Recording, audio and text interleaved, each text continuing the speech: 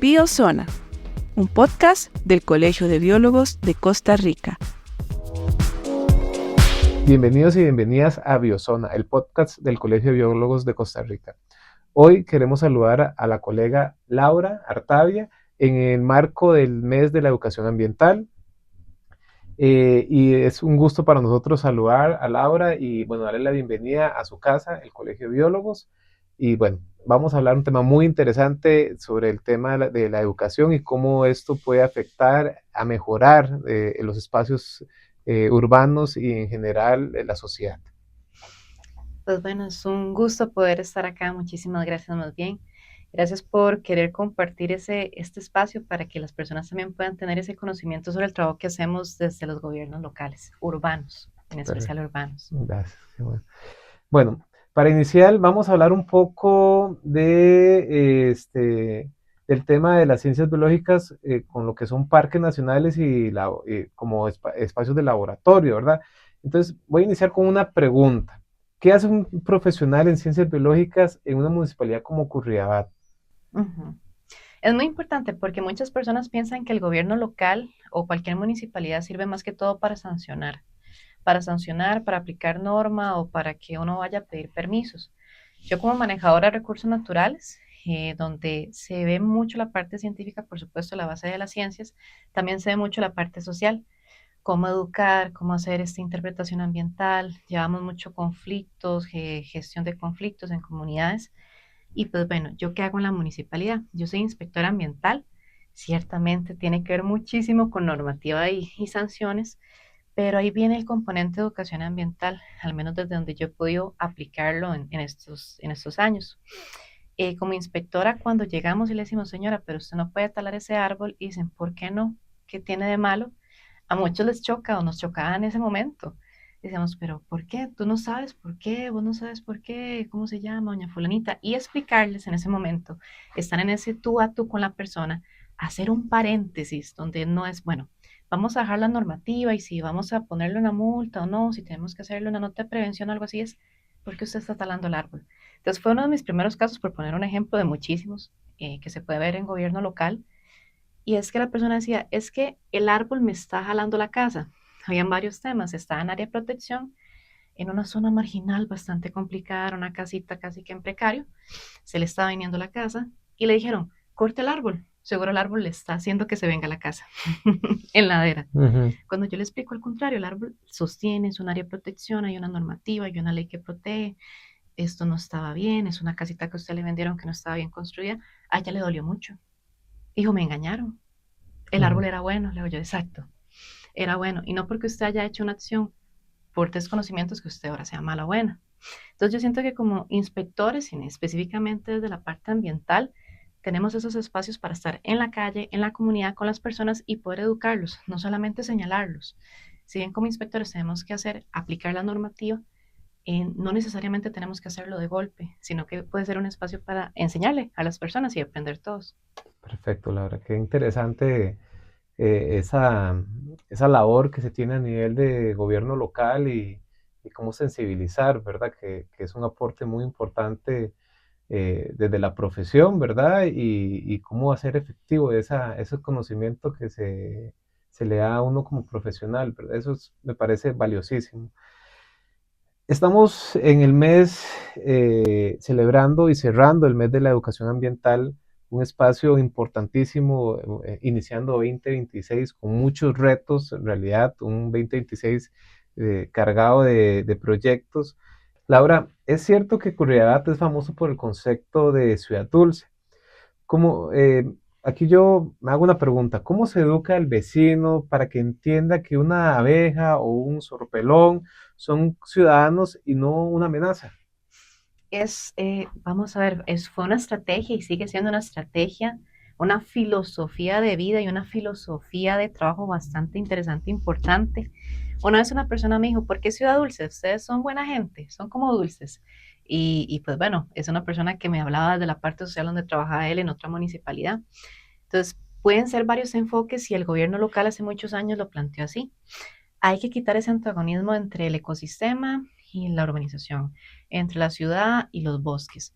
Se planteó desde el Consejo y por eso es que, aunque haya un cambio de alcaldías, que estamos en elecciones y a veces las personas no estamos tan involucradas con la política, es bueno, no es ni malo ni bueno, hay que estar informados de qué pasa en nuestras comunidades para saber cómo pedir ayuda, cómo hacer solicitudes, cómo involucrarse, haciéndose paréntesis. Pues bueno, las personas dijeron, ¿cómo hacemos que las personas entiendan que la ciudad necesita de los árboles, necesita de los mamíferos, del insecto, de la mariposa, de la abejita, de la flor, entendiendo que somos todo un ecosistema con esto de Ciudad Dulce? Se hicieron diferentes matrices, de hecho tenemos una matriz de desempeño ambiental, nos evaluamos a nosotros mismos desde los diferentes departamentos ambientales. Yo soy en el Departamento de Protección del Medio Ambiente, que como ahora hablábamos antes, incluso antes de la bienvenida, estamos ahora en el CIPIO, en el Centro de Inteligencia Territorial en Biodiversidad, que es más allá de un vivero municipal. Entonces, las puertas que tenemos ahora para hacer educación ambiental son más amplias. Tal vez más adelante, si te parece, podemos No, conversar por más de supuesto. eso. Pero recapitulando con lo de Ciudad Dulce, se hicieron diferentes esfuerzos. Por ejemplo, el catálogo de plantas aptas para corriedad, que fue un trabajo que se hizo con el Museo Nacional. Entonces una persona decía, bueno, yo veo que ahora hablan de aceras dulces. Se hizo un protocolo de aceras dulces, que toda esta información se puede descargar de manera gratuita, sin ningún coste adicional, sin absolutamente ningún intermediario. Si una persona tiene acceso a internet desde la computadora o el teléfono, pues nada más descarguen cómo hacer una acera, una buena acera con buenas especies de plantas para tener un jardín de polinizadores.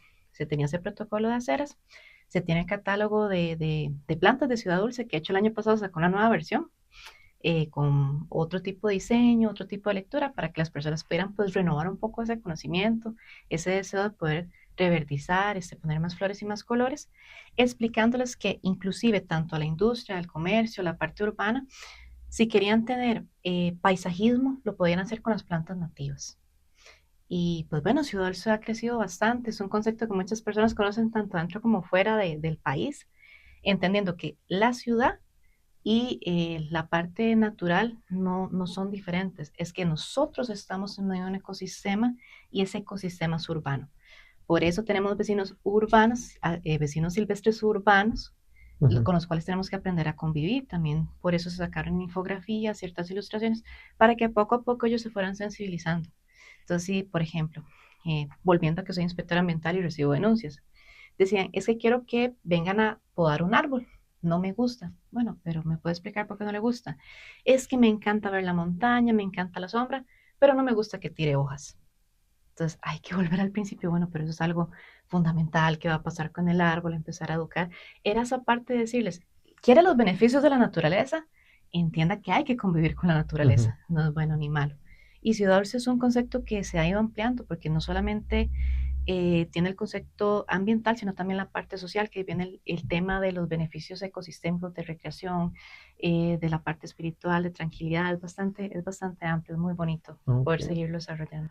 En realidad es súper interesante. Y aquí, aprovechando el espacio de este nuevo centro, hay una pregunta que queremos hacer. Si hay algún proyecto específico que quisiera destacar, me imagino que esto sería uno de esos proyectos. Sí, sí, el Silbío, el vivero municipal, es el nuevo gran proyecto que tiene la Municipalidad de Curridabat en estos momentos.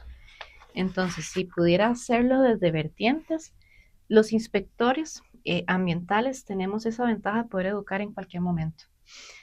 Cuando alguien viene y nos para en la calle, es que quiero información, ¿cómo hago? Es que pasa tal cosa o tengo preocupación por algo, ¿cómo se pone una denuncia? ¿Puedo ponerla anónima? Ahí tenemos la oportunidad de poder educar y también de poder orientar a las personas, de no tener ese concepto de, no, es que los funcionarios públicos nunca hacen nada, nunca ayudan.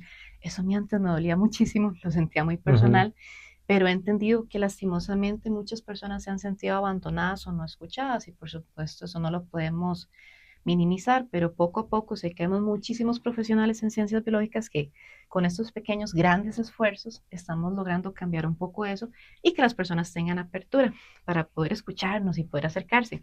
¿Qué pasó con esto? Gracias al concepto Ciudad Dulce y gracias al CITBio, las personas se están capacitando siempre. Entonces, decir un solo proyecto no, porque en el Silbío se hacen periódicamente talleres con los vecinos. Se tiene el programa de huertas comunitarias, que eso fue muy bueno. En pandemia pensamos que ya no iban a poder funcionar y más bien el compañero que se encarga propiamente de las huertas ha subido la cantidad de huertas. Más bien ya por capacidad hemos tenido que decirles, no podemos generar más huertas, más bien unas a las que ya están. Y hay un mapa donde están los puntos, donde, bueno, usted es del distrito de Sánchez o de Tirraces o de Curridabat o de Granadilla, podría integrarse a estas en estos horarios. La compañera que hace la producción desde el vivero, pues bueno, cada cierto tiempo también con todas las personas que se quieran unir, es una divulgación que se hace en redes sociales, cómo hacer esquejes, cómo hacer dispersión por semillas. Entonces, un solo proyecto creo que, más bien, y sigo quedando corta, hacemos muchísimos proyectos ambientales, y lo más importante es mantener esa línea y también renovar nosotros. Vamos a ver, el vivero, si no me equivoco, ya tiene unos 4 años, Así bastante. ya bastante, que fue también con ayuda del PNUD, cuando era el Ujú, proyecto de Paisajes Productivos, que a muchísimas municipalidades nos ayudaron a poder generar los viveros, ujú. que eso es muy importante, no es ningún secreto para nadie, tal vez ampliando un poquito, abusándome un poquito del tiempo y de la pregunta, se gasta mucho dinero a veces en una contratación para que una persona venga y nos suministre plantas para las aceras, para los parques, y la función es que las municipalidades también puedan producirlo, que se baje ese costo, se baje un poco también en algún momento esa tasa, ese impuesto que se tiene que cobrar a la población y que podamos ser nosotros mismos productores. En estos momentos, pues no se tiene la capacidad para todo el cantón, pero sí para proyectos específicos. Entonces, por ejemplo, si viene la gestora social de gestión vial y dicen, es que vamos a arreglar estas aceras, pero el comité vecinal nos dice que quieren verde, que en la acera nunca han tenido plantas. ¿Qué nos recomiendan ustedes? Usted maneja los recursos naturales, usted ingeniero agrónomo, usted biólogo, porque somos un departamento bastante integral, que eso también es muy bonito. Entre nosotros mismos también aprendemos mucho. Bueno, pero ¿cuánto es la distancia? ¿Se recomienda un árbol o un arbusto o una planta rastrera, qué porte? Entonces, pues bueno, trabajamos mucho, mucho en conjunto Que, entre todas las no, pues unidades. qué interesante y pues invitarlos a que se acerquen a la Municipalidad de Curridabat y investiguen un poco más sobre este Centro de Inteligencia Territorial en Biodiversidad, que el nombre es atractivo, adicional, es un nombre muy interesante y el logotipo está muy bonito también. Bueno, en el tema del mes, Laura, de la educación ambiental, nos hacemos otra pregunta en Biozona. ¿Crees que estamos logrando un cambio real en la cultura del costarricense o nos quedamos solo en la teoría? Es una pregunta, vamos a ver, bastante interesante. Yo creo que, siendo respetuosa, no podría generar un juicio porque yo trabajo de la parte urbana. Es un ambiente completamente diferente en zona costera, en los bosques. Siendo respetuosa, yo diría que al menos en el campo en el que yo estoy, en un gobierno local, en zona urbana, lo estamos haciendo poco a poco. Nos hace falta, si bien la teoría es súper importante, nos hace falta más personas que puedan estar en la calle, en esa parte humana de sensibilidad, porque tanto mi puesto como inspectora, tanto este nuevo centro de inteligencia territorial en biodiversidad, que invita a que no sea el técnico, el profesional, el que sabe de nombres científicos y la persona que no le entendió nada, sino de que podamos bajar un par de niveles y decirle, usted también es dueño del conocimiento, usted también puede hablar con sus vecinos, puede explicarles también estas funciones que nosotros sabemos que desde el ecosistema van a mejorar todo el entorno. Yo diría que al menos Curiosidad ha hecho unos esfuerzos bastante buenos. Ujú. Podemos seguir mejorando, por supuesto, porque en zona urbana, pues bueno, todos sabemos que hace 10, 20 años el ordenamiento territorial no se pensó bien y tenemos muchísimos problemas, algo que no les comenté. Yo también coordino parte de las cuadrillas de alcantarillado, de ríos. Ellos en los ríos urbanos se encuentran cualquier cantidad de cosas, se encuentra cualquier cantidad de cositas en las alcantarillas, perros muertos, aguas residuales, se van por el río y cuando escuchan es un tubo y si no se quitan porque es una colección ilegal, ¿verdad? Son desechos humanos, es Ujú. bastante complejo. Y es donde la institución tiene que trabajar en conjunto, AIA, Ministerio de Salud, Gobierno local, etcétera, etcétera. Siento que vamos por buen camino, siento que Bueno, vamos muchas personas que queremos hacer un gran cambio y aunque a veces sintamos que no estamos haciendo mucho, esa conversación con esa persona que le generó un cambio, que se sintió escuchada, que ya tiene la información a su poder, ya nosotros estamos haciendo un cambio porque ya eso es educación ambiental. A veces pensamos que tiene que ser un proyecto enorme, un planteamiento de un año para que lo apruebe el Consejo, que la Contraloría General de la República nos dé el dinero, el presupuesto, o yo, digamos, tal vez no desde la institución, digamos yo como profesional. Necesito mucho dinero para poder generar un lugar para poder hacer los podcasts y a veces podemos estar conversando entre nosotros y hacer una publicación en nuestras redes sociales y a alguien le puede servir esa información. Algo tan sencillo como es ahora, ¿verdad? Todos tenemos acceso al teléfono y podemos generar también educación ambiental. Entonces, recapitulando puntualmente, siento que vamos poco a poco, siento que podemos mejorar y que estamos muy cerca de seguir generando cosas muy buenas. Antes yo tenía el concepto de que tal vez eran como muy reservados las personas en ciencias, como que no se compartía tanto. Y por dicha he conocido tantas personas tan capaces y que son tan humildes y que son tan bellas para explicar y enseñarle a la gente que yo digo, sí se puede. O sea, indiferentemente, doctorado, la persona que está estudiando, la persona que no tiene estudios, pero tiene la experiencia en campo. Entonces yo siento que educación ambiental está en todos en todo lado, en todos Qué los bonito, sitios. qué bonito. En realidad, qué esperanzador y qué motivante es saber que vamos por un buen camino y que lo último que se puede perder es La la fe esperanza, y la esperanza claro. de que vamos a tener un mejor futuro y vamos a heredarles a las futuras generaciones un espacio sostenible, que yo creo que es importantísimo. Y bueno, Laura, para ir cerrando este espacio y para los profesionales en ciencias biológicas que nos escuchan y para todos los que están estudiando y se siguen motivando, quisiera, Laura, si nos das la oportunidad de dar un mensaje sobre la importancia de ocupar estos espacios públicos. ¿Qué mensaje le podríamos brindar a estos colegas y futuros profesionales en ciencias biológicas? Pues bueno, yo les diría que no tengan miedo, porque al trabajar en gobiernos locales o desde la institución muchas personas tienen miedo, porque ciertamente hay un aparato estatal que está sumergido en burocracia. Queremos que el cambio suceda ya y los planes no suceden de la noche a la mañana, a como algunos daños o ciertas decisiones no se dieron de la noche a la mañana. ¿A qué me refiero con esto? Hay muchas personas que entran a una institución X y si tienen una propuesta y les dicen, sí, mira, pero hay que verlo la otra semana, o el presupuesto está para tal fecha, para tal mes, ya renuncian y dicen, no, nunca va a haber un cambio. Más bien nosotros, las personas que tenemos esa fe, esa esperanza, las personas jóvenes, tenemos que más bien ir ahí constantes, no perder el pulso, al menos eso es lo que yo considero, porque muchas personas piensan que si ya no se puede hoy, nunca se va a poder. Y yo he visto muchísimos cambios. A mí tal vez para terminar con esta reflexión, a mí me da esa parte como de sensibilidad porque precisamente estoy con muchas personas. Curiosidad tiene eso, tiene un distrito extremadamente caro. Sánchez es uno de los distritos con los lugares comerciales más lujosos, unas casas con unas mansiones. Vamos a ver, Curiosidad va dentro de los estudios que se ha hecho, pues también nos hemos autoevaluado junto con el CAT y con ayuda de ellos, tienen tanto por ciento de TCLs en biodiversidad, tienen tanto por ciento en islas de calor en estos distritos y que decían, Sánchez no tiene espacios verdes públicos, pero tiene la mayor cantidad de espacios verdes del cantón. ¿Por qué? Porque son las casas de exdiputados, regidores, expresidentes, y pues por supuesto todo bien, si tienes la capacidad para comprar y mantener la casa, excelente.